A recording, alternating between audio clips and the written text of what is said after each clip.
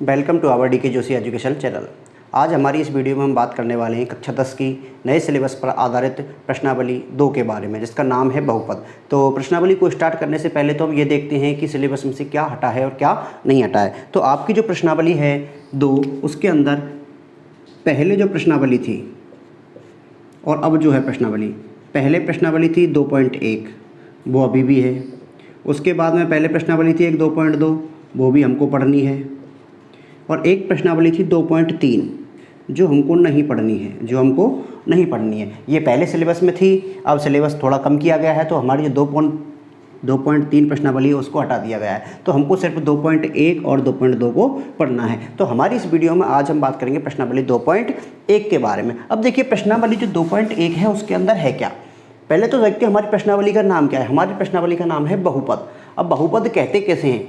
हालांकि प्रश्नावली 2.1 बिल्कुल सरल है, इसमें से कोई बड़ा ऐसा मेजर क्वेश्चन आता नहीं है। एक नंबर का ऑब्जेक्टिव क्वेश्चन आएगा जिसमें आपको डायग्राम बना दिया होगा, उसमें से आपको शून्यकों की संख्या ज्ञात करनी है। फिर भी हमको बेसिक समझने के लिए, प्रश्नावली 2.2 को समझने के लिए सबसे पहले तो ये पता होना चाहिए कि बहुपद होता क्या है और बहुपद के प्रकार क्या हैं। तो हम बात करते हैं बहुपद की। तो बहुपद जो है चर राशि व अचर राशि दोनों की संक्रियाओं से मिलकर बना होता है। चर राशि व अचर राशि दोनों से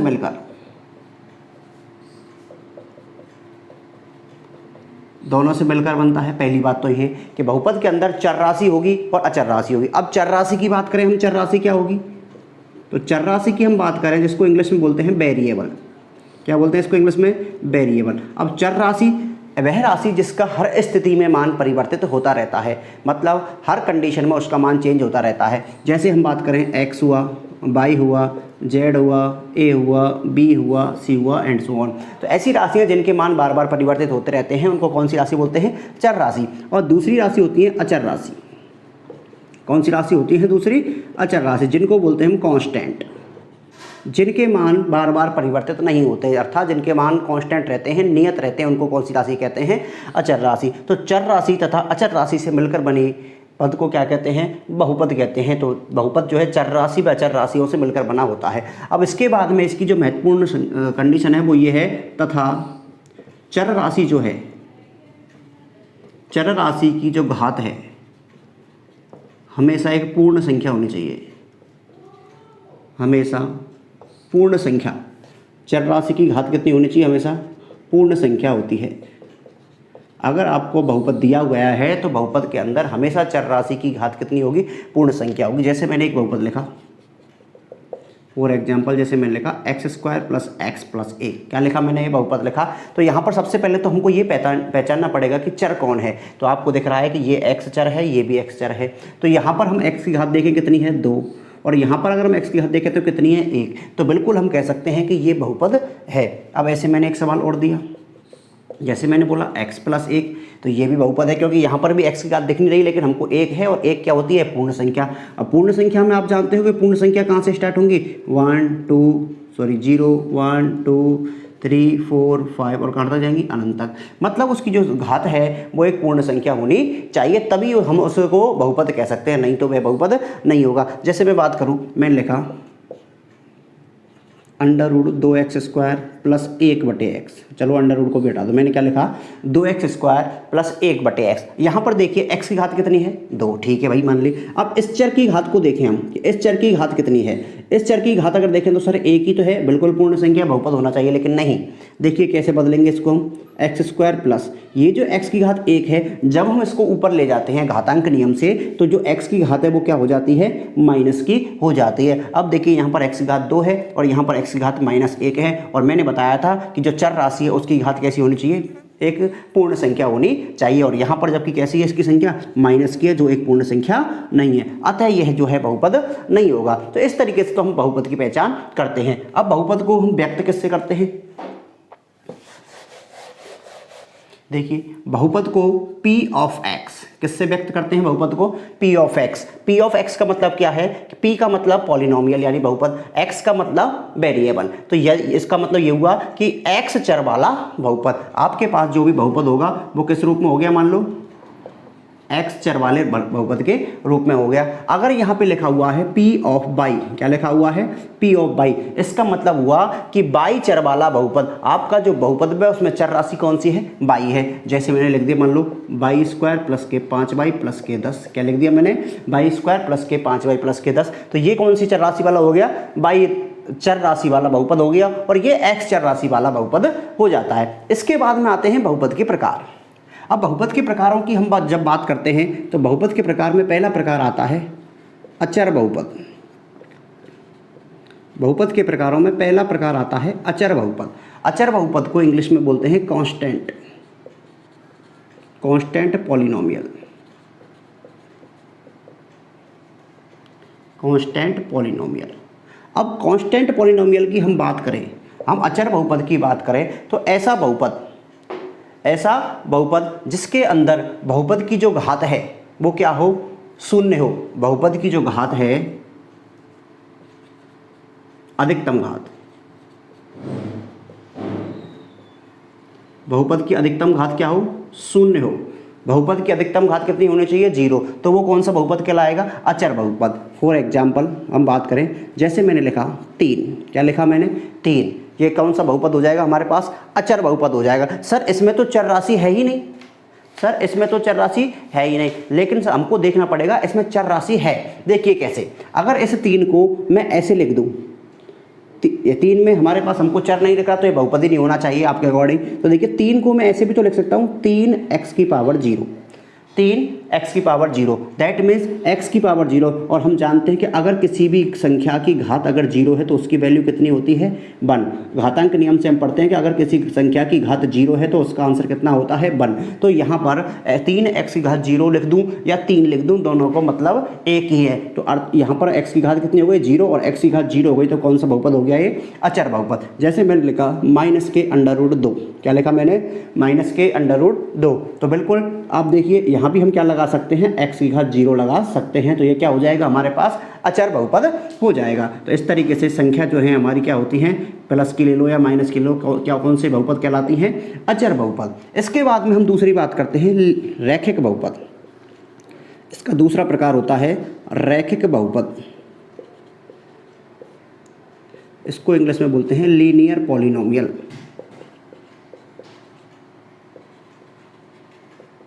प्रश्नावली 2.1 तो बहुत सरल है, ये तो हम 9th की चीज़ रिमेंबर कर रहे हैं कि 9th में हमने ये प्रश्नावली थी, 9th में भी हमारी 2 प्रश्नावली थी, 2.1, 2.2 ऐसे करके, वहाँ भी हमने बहुपदों के बारे में, बेसिक है बहुपद का, ये सीख रहे हैं। उसको इसलिए सिखा रहा हूँ थोड़ा सा मैं, क्योंकि आपकी जो प्रश्नावली आने वाली, प्रश्नावली 3, प्रश्नावली 4, वहाँ पर भी हमको बहुपद की जानकारी होनी चाहिए। प्रश्नावली 3 है हमारी 2 चरों वाले रैखिक समीकरण, तो वहाँ पर हमको चर का, एक चर कैसे, 2 चर कैसा, रैखिक समीकरण या रैखिक बहुपद क्या है, ये समझ में आना चाहिए। तो यहाँ से हम बेसिक की शुरुआत करते चलेंगे और हमारी सीक्वेंस के अकॉर्डिंग प्रश्नावली, जैसे हमने एक की वीडियो बनाई है, एक की क्लास स्टार्ट की, उसी तरीके से हम प्रश्नावली 2, 3, 4 पूरी एक्सरसाइज हम पूरी बुक को करने वाले हैं। अब देखिए लीनियर बहुपद। अब आप खुद देखिए, जब मैंने बोला कि इसकी अधिकतम घात कितनी थी, 0, अचर बहुपद की, तो इसमें जो है अधिकतम घात 1 होगी। इसमें अधिकतम घात कितनी होगी, 1।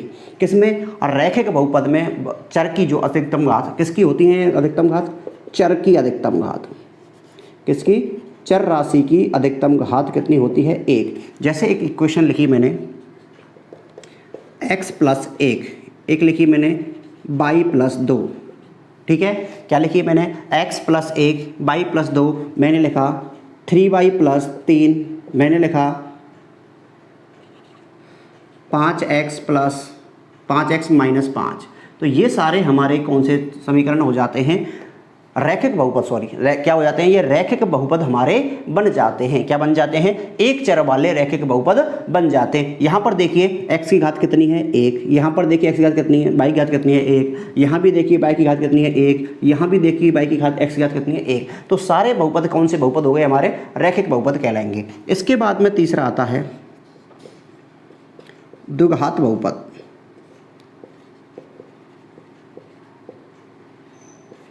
द्विघात बहुपद, और ये जो द्विघात बहुपद है ये हमारे लिए वेरी वेरी इंपॉर्टेंट है, क्योंकि हमको द्विघात बहुपद के बारे में सीखना है। द्विघात बहुपद के बारे में हमको प्रश्नावली 2.2 में हमको उनके गुणनखंड करना सीखना है, उनके शून्यांकों के बीच में संबंध सीखने हैं, शून्यांकों के बीच संबंधता की जांच करनी है, और इसको बोलते हैं क्वाड्रेटिक पॉलिनोमियल। क्वाड्रेटिक पॉलिनोमियल, तो ये होता है हमारा द्विघात बहुपद। अब इसकी परिभाषा ऑटोमेटिक बन जाती है। ऐसा बहुपद जिसकी अधिकतम घात 0 थी उसको बोला हमने अचर बहुपद। ऐसा बहुपद जिसकी अधिकतम चर राशि की अधिकतम घात 1 है उसको बोला हमने रैखिक बहुपद। तो ऐसा बहुपद जिसमें चर राशि की अधिकतम घात, चर राशि की अधिकतम घात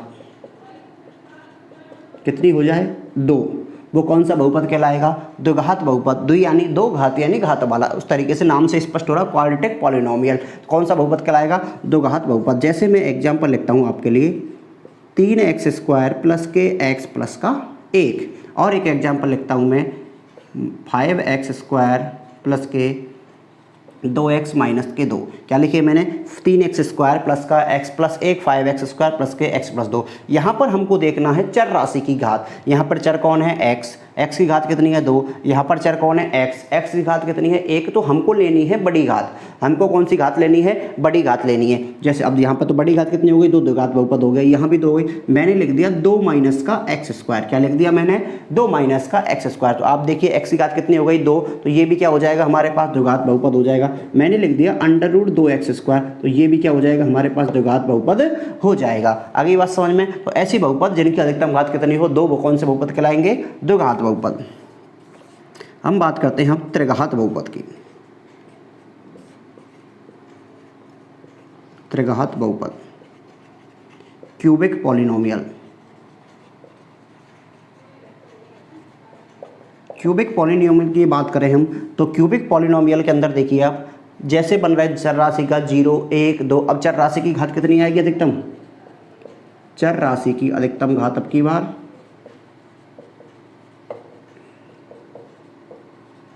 कितनी हो जाएगी? 3।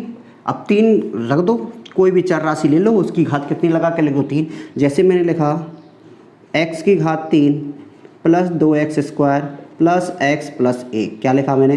x की घात 3 plus 2x² plus x plus 1। यहाँ पर x की अधिकतम घात कितनी है? 3। x की घात 2 भी है सर, x की घात 1 भी है और x की घात 0 भी होगी। यहाँ पर 1 × 0, x की घात 0 लिख सकते हैं हम। लेकिन हमको लेनी है अधिकतम, मैक्सिमम पावर लेनी है किसकी?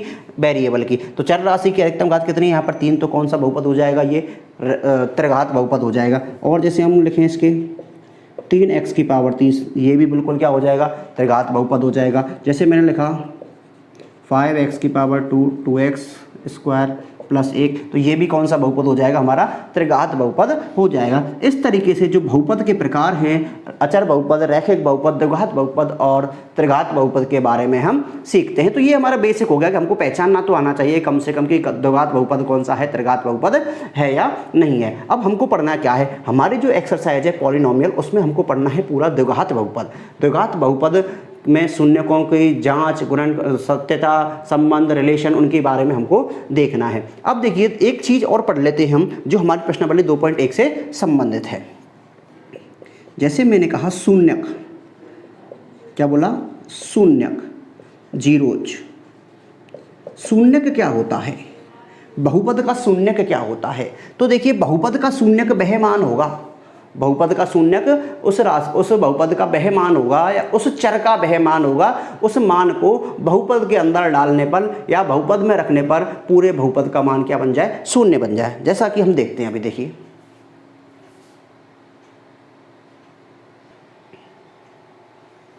तो अभी हम बात कर रहे थे बहुपद के शून्यक की। तो देखिए बहुपद के शून्यक, प्रश्नावली ही चल रही है हमारी, आप ये मान लीजिए 0 ऑफ पॉलिनोमियल। अब देखिए बहुपद के शून्य क्या होता है? तो बहुपद के अंदर चर राशि का वह मान, चर राशि का वह मान जिसको बहुपद में रखने पर, चर राशि का वह मान जिसको बहुपद में रखने पर बहुपद का मान शून्य प्राप्त हो जाए। कितना प्राप्त हो जाए? शून्य प्राप्त हो, वह उस बहुपद का शून्यक कहलाता है।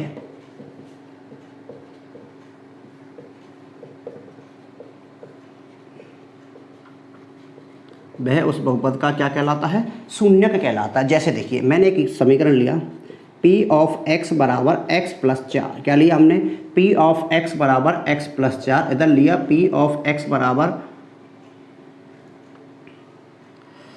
X square plus x plus 1, क्या लिया, P ऑफ x बराबर x square plus x plus 1। दो हमने सब बहुपद लिए हैं, ये भी हमारा बहुपद है और ये भी हमारा बहुपद है। अब इस बहुपद की बात करें तो आप बताइए कौन सा बहुपद है, चर है, अचर बहुपद है, रैखिक बहुपद है। तो हम देख रहे हैं यहाँ पर x जो है चर है, उसकी अधिकतम घात कितनी है, 1 है, तो ये कौन सा बहुपद हो गया, रैखिक बहुपद। यहाँ पर चर की अधिकतम घात कितनी है, 2 है, तो ये कौन सा बहुपद हो गया, द्विघात बहुपद। अब हमको x का मान में क्या रखूँ कि इस बहुपद का मान शून्य बन जाए, तो आपको बिल्कुल दिख रहा है कि इसको मुझे जीरो बनाने के लिए, इसको मुझे जीरो बनाने के लिए यदि देखिए मुझे क्या करना पड़ेगा कि यदि मैं p इसकी जगह कितना रख दूँ, माइनस का 4 रख दूँ, क्या रख दूँ इसकी जगह में, माइनस का 4 रख दूँ, तो ये क्या बन जाएगा, माइनस का 4 प्लस 4 बराबर कितना बन गया, 0। इसका मतलब ये हुआ कि अगर मैं सवाल में इसमें x की जगह पर माइनस का 4 रख देता हूँ तो इस पूरे सवाल का जो उत्तर है हमारा कितना हो जाता है, 0। ये हमने सीखा था कक्षा 9 में प्रश्नावली 2.2 में। तो ठीक है, तो इसका मतलब ये जो माइनस का 4 है इस पूरे बहुपद का क्या है, बहुपद P ऑफ x का एक शून्यक है, तो एक शून्यक है। इस तरीके से तो x के या चर राशि के बेमान जिनको अगर हम बहुपद में रखें तो मान कितना हो जाए हमारे पास, 0 हो जाए, उनको क्या कहते हैं, हम शून्यक कहते हैं। अब देखिए शून्यक कितने होंगे, शून्यकों की अगर हम संख्या की बात करें, शून्यकों की संख्या, किसी बहुपद के कितने शून्यक हो सकते हैं मैक्सिमम, तो बहुपद के शून्यक होंगे हमेशा चर की अधिकतम घात के बराबर, चर की अधिकतम घात के बराबर। किसी बहुपद में पूछ ले जाए कि बताइए इस बहुपद में शून्यक कितने होंगे, यहाँ पर चर की अधिकतम घात कितनी थी, 1, तो इसका उत्तर कितना निकला, 1। यहाँ पर चर की अधिकतम घात कितनी है, 2, तो इसके जो उत्तर हैं x के मान कितने निकलेंगे, 2। अब इसके जो शून्यक हैं उनको हमको निकालना सीखना है प्रश्नावली 2 में। कौन सी प्रश्नावली में सीखना है, प्रश्नावली 2 में द्विघात बहुपद के शून्यक हमको निकालना सीखना है। जैसे मैंने सवाल दे दिया, मान लो एक और, P ऑफ x बराबर एक्स स्क्वायर प्लस के 5x प्लस के 10 दे दिया। इसके हमको शून्यक निकालना सीखना है कि इसके कितने शून्यक होंगे, इसके कितने शून्यक होंगे, 2 शून्यक होंगे। कितने शून्यक होंगे इसके, 2 शून्यक होंगे, और दोनों शून्यकों को हम यहाँ पर रखेंगे। इस x का मान कितना हो जाएगा, 0 हो जाए। x का मतलब P ऑफ x इस बहुपद का पूरा मान कितना हो जाएगा, 0। इनको हमको सीखना है प्रश्नावली 2.2 में। अब प्रश्नावली 2.1 में क्या सीखना है, प्रश्नावली 2.1 में जो है हमारा शून्यकों का ज्यामितीय निरूपण, क्या है, शून्यकों का ज्यामितीय निरूपण, ज्यामितीय निरूपण। अब ज्यामितीय निरूपण जो है शून्यकों का, मतलब हमको ग्राफ पर शून्यकों को दर्शाना है, ग्राफ पर बनी आकृति के अनुसार, ग्राफ पर बने निर्देशांकों के अनुसार हमको शून्यकों को निकालना है। जैसे देखिए ये हमारा x y अक्ष हो जाता है और ये हमारा x अक्ष होता है, ये x अक्ष, ये x डैश, ये y और ये y डैश, बीच में होता है हमारा बिंदु O, जिसको बोलते हैं हम मूल बिंदु। क्या बोलते हैं, मूल बिंदु। यहाँ पर हम निर्देशांक बनाए तो 1 2 3 4 5, -1 -2 -3 -4, सॉरी प्लस के आएंगे सारे, है ना, +1 +2 +3 +4, इधर आएंगे -1 -2 -3 -4, अनंत तक जाएंगे। सी -1 -2 -3 -4 और -5, ये ऐसे करके इधर जाता है इनफाइनाइट तक, ये ऐसे इधर, ये इधर और ये इधर। आगे हमको सुविधा के अनुसार हम इनको ले लेते हैं, ठीक है। तो अब जैसे मैंने एक समीकरण लिया, मान लो y बराबर x प्लस 2, क्या लिया मैंने, y बराबर x प्लस 2। मुझे यहाँ से x के भिन्न भिन्न मान निकालने हैं। चलो मैं x का मान लो 0 रख दूँ, x का मान मैं कितना रख देता हूँ, 0। तो आप देखिए y का मान कितना आ जाएगा, 0 प्लस के 2 बराबर 2। इसका मतलब 0 प्लस के 2 बराबर 2। तो एक कोई बिंदु आया है हमारे पास जिसके निर्देशांक कितने हुए, x पे तो 0 था और y का मान कितना आ गया, 2। अब देखिए x पे 0 और y पे 2 बिंदु यहाँ पर होगा कि नहीं, ठीक है सर, होगा कि नहीं। अब मैं रख दूँ y का मान 0, अब की बार किसका मान रख दूँ मैं, y का मान 0 रख दूँ। बाई का मान कितना रख दूँ 0। अब देखिए मैं बाई बराबर 0 रखूँ, क्या रखूँ मैं बाई बराबर 0, तो यहाँ पर 0 हो गया बराबर x प्लस के 2, x इस 2 को जब इधर लाएंगे तो कितना हो जाएगा -2, तो एक कोई दूसरा बिंदु आ गया -2,0, मतलब x का मान कितना आया -2 और y का मान कितना आया 0। x का मान हम पहले लिखते हैं कोष्टक के अंदर और y का बाद में। तो देखिए x पर -2, तो x पर -2 और y पर 0 बिंदु यहाँ पर आया कि नहीं। अगर हम इन दोनों बिंदुओं को मिलाएं तो इन दोनों बिंदुओं को क्या मिलाएं, हम मिलाएं तो ये रेखा जाती है। तो हमारे पास ये देखो रैखिक समीकरण था, क्या था ये रैखिक समीकरण था, रैखिक बहुपद वाला समीकरण था। तो इसमें क्या हुआ कि हमारे पास जो रेखा गई वो बिल्कुल सीधी गई। कैसी गई वो रेखा, वो सीधी गई। अब उसमें ज्यामितीय निरूपण में हमको क्या सीखना है कि जो रेखा है आपकी, जो ग्राफ की जो सरल रेखा है या ग्राफ का जो कर्व है वो क्या करता है, एक्स अक्ष पर जिस बिंदु पर काटता है उतने ही उसके शून्यक होते हैं। एक्स अक्ष पर जिस बिंदु पर काटेगा उतने शून्यक होंगे। अगर मान लो ये इसने काटा तो हम कह देंगे इसके अंदर शून्यक 1 है। यदि अब देखिए जरा, अगर कोई ग्राफ ऐसे निकलता है, कैसे निकलता है कोई ग्राफ, इस तरीके से कर्व में परवलय में निकलता है, तो इसके शून्यक देखिए एक्स अक्ष पे कितनी जगह काट रहा है, 1 2 3, तो इसके शून्य कितने होंगे, 3 होंगे। तो हमको प्रश्नावली 2.1 में ये सीखना है, बिल्कुल इजी है और आपको यहाँ से बिल्कुल घबराने की जरूरत नहीं है। 1 नंबर का ऑब्जेक्टिव क्वेश्चन आने वाला है, जो आपके 15-20 नंबर के प्रश्न आते हैं पेपर के स्टार्टिंग में, उनमें से 1 नंबर का आएगा, जिसको क्लास का हर बच्चा वेरी आसानी से बहुत ईजिली वे में कर सकता है। अब कैसे करेंगे हम उन प्रश्नों को देखते हैं।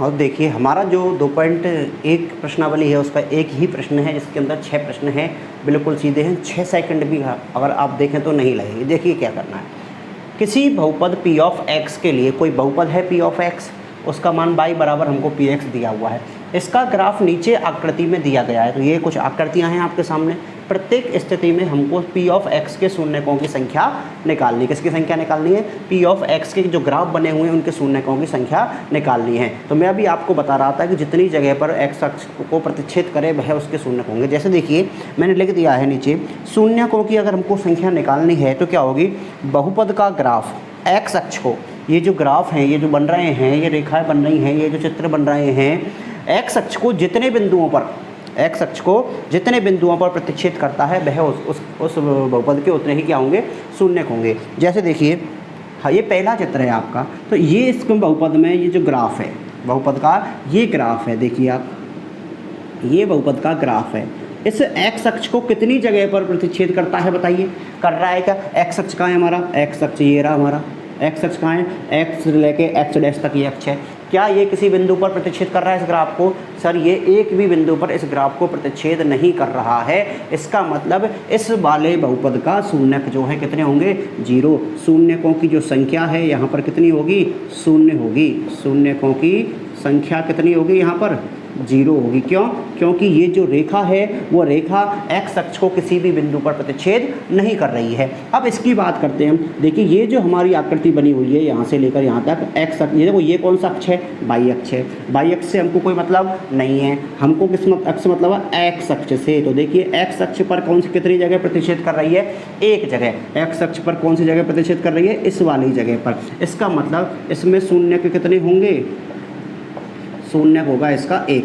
हमको पेपर के अंदर अगर 1 नंबर में वैसे बन के ऑब्जेक्टिव बन के आता है तब तो टिक करना है सिर्फ, अगर बन के आता है तो लिखना है कि इस बहुपद में, इस ग्राफ में बहुपद का जो ग्राफ है वह x अक्ष को एक बिंदु पर प्रतिच्छेद करता है, इसलिए शून्यकों की संख्या कितनी होगी, 1 होगी। अब यहाँ पर देखिए ये वाला x अक्ष को एक जगह पर, 2 जगह पर और 3 स्थानों पर टच करता है या स्पर्श करता है या प्रतिच्छेद करता है, मतलब यहाँ पर शून्य कितने होंगे, कितने होंगे यहाँ पर, शून्यक 3 होंगे। कितने होंगे यहाँ पर, शून्यक 3 होंगे। अब यहाँ पर देखिए हम इसको देखते हैं, हम x अक्ष को, एक तो ये प्रतिच्छेद कर रहा है, एक ये प्रतिच्छेद कर रहा है, तो यहाँ पर जो शून्यकों की संख्या है वो कितनी होगी हमारी, 2 जगह प्रतिच्छेद कर रहा है तो कितने होंगे, शून्यक 2 होंगे। यहाँ पर कितनी जगह पर किया था उसने, 1 2 3। बाई अक्ष से हमको कोई लेना देना नहीं है। अब यहाँ पर देखिए x अक्ष पर, x अक्ष पर 1 2 3 4, तो शून्य कितने होंगे हमारे, आप बताइए खुद, शून्य कितने हो जाएंगे हमारे पास, 4। यहाँ पर देखें हम 1, सर ये तो प्रतिच्छेद नहीं कर रहा है, स्पर्श कर रहा है, तो प्रतिच्छेद करे, स्पर्श करे, टच करे, छूकर निकले, एक ही बात है। ये देखिए यहाँ पर इसमें शून्य कितने हो गए, शून्य कितने हो गए, इसमें 3 शून्य हो गए, 1 2 3, कितने शून्य हो जाएंगे 3। तो इस तरीके से हम किसी भी ग्राफ को देखकर उसमें शून्यकों की संख्या आसानी से बता सकते हैं। तो देखिए अब आपके सवाल अच्छी तरीके से समझ में आ चुका होगा, आशा करते हैं। और देखिए सवाल अगर आपके अच्छी तरीके से समझ में आया है तो वीडियो को लाइक कीजिए, चैनल को सब्सक्राइब कर दिए। मिलते हैं अगली वीडियो में अगली प्रश्नावली 2.2 के साथ, जिसके अंदर हम बहुपदों के गुणनखंड ज्ञात करना, बहुपदों के शून्यांक ज्ञात करना, बहुपदों के शून्यांकों के संबंध की सत्यता की जांच करना सीखेंगे, जो आपके लिए प्रश्नावली जो है वेरी वेरी इंपॉर्टेंट है 2.2, जहाँ से आपको 3 नंबर का क्वेश्चन जरूर ही डेफिनेटली रूप से आने वाला है। तो मिलते हैं अगली वीडियो में अगली एक्सरसाइज 2.2 के साथ। Thank you very much.